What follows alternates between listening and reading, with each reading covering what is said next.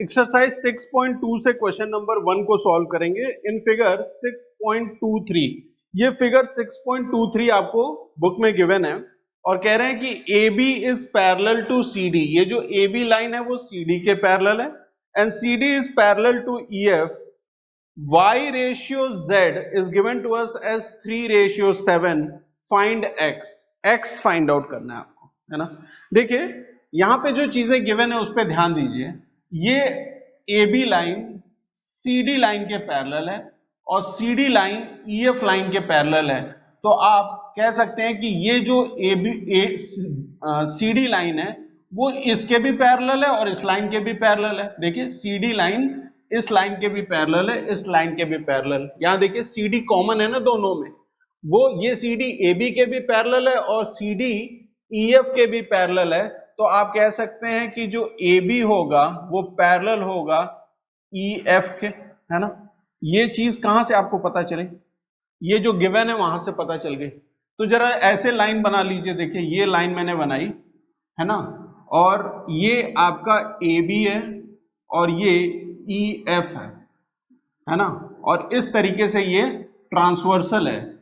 ये angle X है ना, ठीक है, ये एंगल X है और यहां पे जो ये एंगल गिवन है ये एंगल X है और ये एंगल क्या गिवन है? ये Z गिवन है, Z। तो जरा मुझे बताएंगे आप कि ये जो एंगल X होगा वो Z के बराबर होगा या नहीं होगा? होगा या नहीं होगा? होगा। क्यों?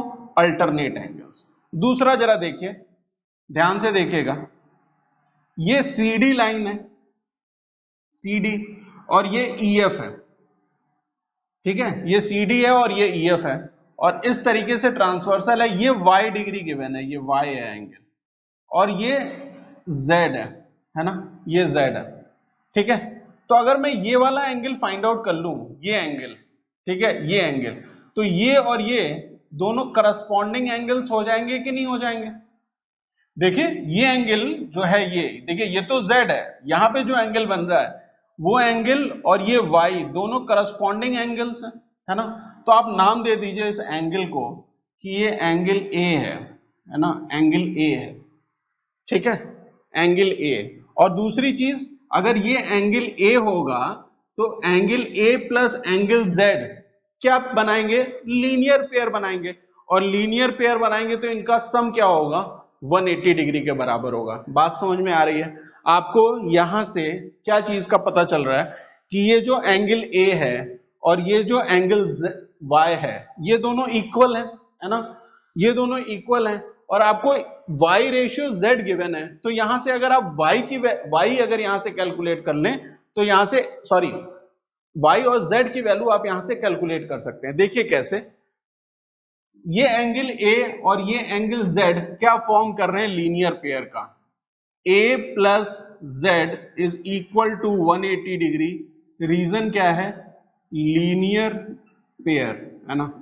अब इतने सारे डायग्राम आपको नहीं बनाने, ये मैंने आपको समझाने के लिए बनाए हैं, सिर्फ इससे ही काम चल जाएगा, लेकिन थोड़ा सा कॉम्प्लिकेटेड हो जाता है, इसलिए हम डायग्राम को अगर बाइफरकेट करके बना लें तो हमारे लिए चीजें इजी हो जाती हैं, ठीक है।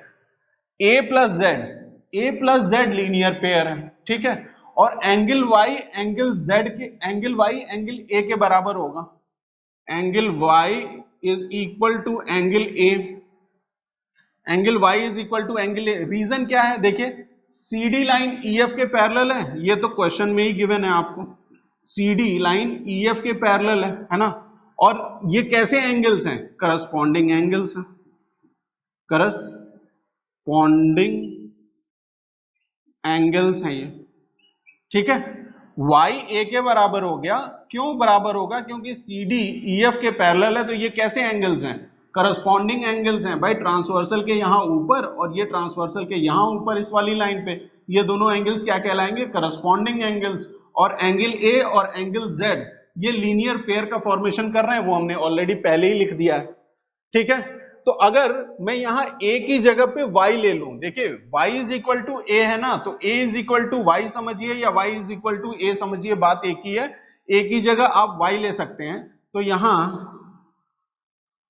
आप इस वाले इक्वेशन में ये A प्लस Z में A की जगह Y ले लिया आपने, तो Y प्लस Z हो जाएगा that is equal to 180 degree, है ना।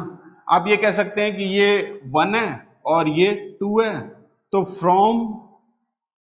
फ्रॉम 1 एंड 2 ऐसे लिख लीजिए, ज्यादा क्लियर रहेगा, है ना। a plus z 180 degree linear pair, y is equal to z क्योंकि y is equal to a क्योंकि करस्पॉन्डिंग एंगल्स हो गए। तो यहाँ पे a की जगह मैंने y पुट कर दिया, from a and to y plus z is equal to 180 degree. यहाँ पे y प्लस जेड क्या गिवन है, ये गिवन है 3 रेशियो y प्लस नहीं, y रेशियो z क्या गिवन है, 3 रेशियो 7 गिवन है। मतलब आप y की वैल्यू यहां से ले सकते हैं 3k और z की वैल्यू आप यहां से ले सकते हैं 7k, ठीक है, क्लियर है। अच्छा, y की वैल्यू क्या रखेंगे, यहाँ पे 3k रखेंगे प्लस z की value 7k, that is equal to 180 degree, है ना। क्यों ऐसा किया हमने, क्योंकि y रेशियो z क्वेश्चन में ही हमें मेंशन्ड है कि वो 3 रेशियो 7 है ना, वो 3 रेशियो 7 है, ठीक है। अच्छा, ये क्या हो जाएगा, 10k के बराबर हो गया, that is equal to 180 degree, और k की वैल्यू आप यहां से फाइंड आउट करेंगे तो 18 डिग्री आ जाएगा। कितने डिग्री, 18 डिग्री, है ना। तो y और z की वैल्यू आपको यहां से पता चल जाएगी कि y is equal to 3 into 18, that is equal to 54 degree, और 7 into 18 that is equal to 126 degrees z की वैल्यू हो गई, ठीक है। तो y भी पता चल गया आपको, z भी पता चल गया, ठीक है। देखिए z की वैल्यू क्या आई है, 126, तो ये वैल्यू क्या है, 126 डिग्री है। अब मुझे बताइए कि ये x और ये z ये तो इक्वल है ना, क्यों इक्वल है, अल्टरनेट एंगल्स, है ना। देखिए क्या लिखेंगे आप, angle x is equal to angle z, angle x is equal to angle z।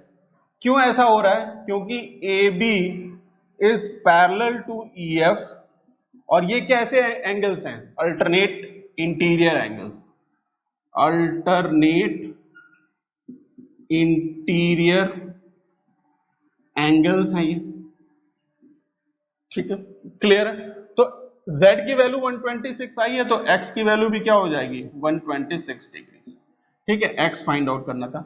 और भी कई तरीके से आप इस क्वेश्चन को सॉल्व कर सकते हैं, ये मैंने एक तरीके से सॉल्व किया। एक छोटा सा हिंट मैं आपको देता हूं किस तरीके से आप इस क्वेश्चन को interior angle on the same side of transversal के कॉन्सेप्ट से भी बहुत आराम से सॉल्व कर सकते हैं। देखिए इस तरीके के जो ज्योमेट्री के क्वेश्चंस होते हैं वहां पे आप अलग अलग कॉन्सेप्ट का यूज करके सॉल्व कर सकते हैं क्वेश्चन। ये एक कॉन्सेप्ट है, कोई स्टूडेंट दूसरे कॉन्सेप्ट से भी सॉल्व कर सकता है, आंसर सेम आएगा, सारे किसी भी कॉन्सेप्ट से सॉल्व करें। देखिए जरा मैं बताना चाहता हूं कि अगर आप किसी दूसरे तरीके से सॉल्व करें, इंटरेस्टेड हो तो आगे देख सकते हैं, अदरवाइज आपका आंसर तो आ चुका है ना। देखिए ये y और ये एंगल, ये y डिग्री है, ये y है एंगल, और ये वाला एंगल भी y होगा, क्यों, वर्टिकली अपोजिट एंगल्स हैं, ठीक है। ये दोनों y हो गए, और ये y और ये z कैसे हैं, ये y और z कैसे हैं, ये एंगल्स हैं transversal interior angle on the same side of the transversal. ये y और ये y तो वर्टिकली अपोजिट एंगल से इक्वल हो गए, ये y और ये z ये दोनों इक्वल होंगे 180 डिग्री के। रीजन क्या होगा, angles on the same side of the transversal, interior angles on the same side of the transversal कितने डिग्री के होते हैं, इक्वल नहीं, कितने डिग्री के होंगे, 180 डिग्री के। तो यहां से भी आपको पता चलेगा कि y प्लस z कितने के बराबर है, 180 डिग्री के बराबर। अगर मैंने इक्वल बोल दिया तो उसके लिए सॉरी, लेकिन यहां पे क्या है, y प्लस z क्या हो जाएगा, 180 डिग्री के बराबर। रीजन क्या है, रीजन क्या है, क्या रीजन होगा, क्योंकि ये क्या है, interior angles on the same side of the transversal है। सॉल्व करेंगे तो y और z की वैल्यू आ जाएगी, क्योंकि आपको रेशियो गिवन है तो y और z की वैल्यू आ गई। अब इस y की वैल्यू आई तो इस y की भी वैल्यू आ गई। अब ये दोनों एंगल्स कैसे हैं, ये भी ट्रांसवर्सल के एक साइड में इंटीरियर एंगल्स हैं, interior angle on the same side of the transversal. तो यहां पे भी x प्लस y क्या हो जाएगा, 180 डिग्री के बराबर हो जाएगा। तो आप इस तरीके से भी सॉल्व कर सकते हैं। कोई और स्टूडेंट इसे किसी और तरीके से भी सॉल्व कर सकता है। तो ये कुछ कॉन्सेप्ट हैं पैरेलल लाइन और ट्रांसवर्सल के जो हमने यूज करके इस क्वेश्चन को सॉल्व किया। मिलते हैं नेक्स्ट क्लास में। Thank you for watching.